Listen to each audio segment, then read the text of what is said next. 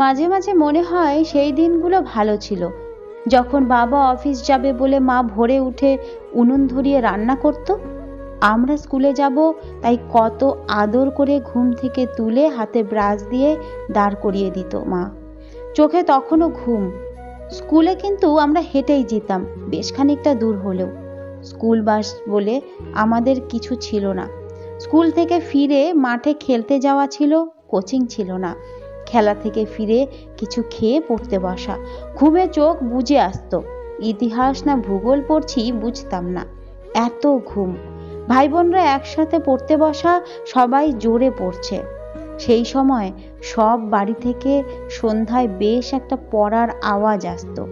মাঝে মাঝে মা রান্নাঘর থেকে, কি হলো, আওয়াজ আসছে না কেন? আজকাল কেউ জোরে পড়ে না, সবাই মনে মনে পড়ছে, আর কি পড়ছে না পড়ছে বোঝার উপায় নেই।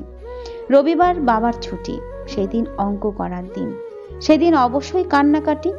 তোর দ্বারা কিছু হবে না, এরকমও শুনেছি, কারণ বকা মার খাওয়াটা স্বাভাবিক ছিল।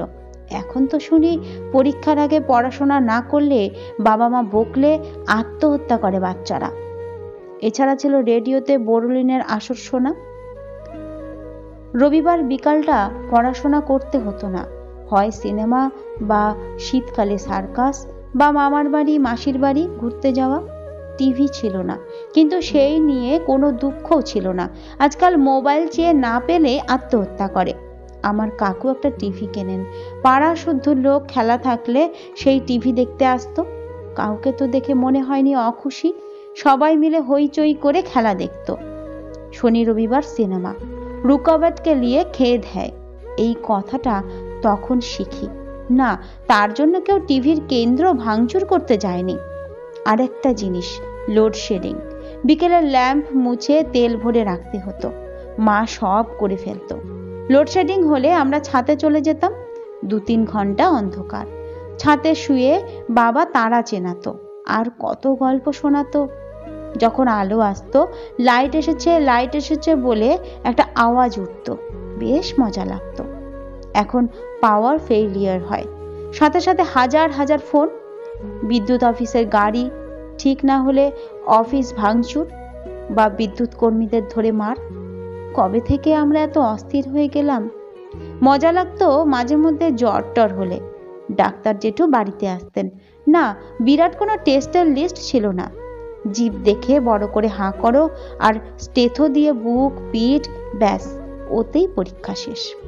ওষুধ লিখে দিতেন, খুব তেতো তেতো 2 বা 1টা ট্যাবলেট, সাথে হয়তো বা একটা মিষ্টি সিরাপ, তাতেই অসুখ উধাও। আজকাল আর ডাক্তারবাবুরা বাড়িতে আসেন না, সামান্য জ্বর হলেও গুচ্ছের টেস্ট, আর কত কঠিন কঠিন নাম। এইসব অসুখ কবে যে এলো? প্রায় সব বাচ্চার ইনহেলার লাগে এখন, কেন? খুব কঠিন অসুখ বোধহয় কম লোকেরই হতো। হাসপাতালে যাওয়া মানে বাচ্চা হওয়া বা খুব বয়স। এত ভিড় কি ছিল? জীবন বড় জটিল হয়ে গেছে, সাথে মানুষের মন বড় অশান্তি চারিদিকে।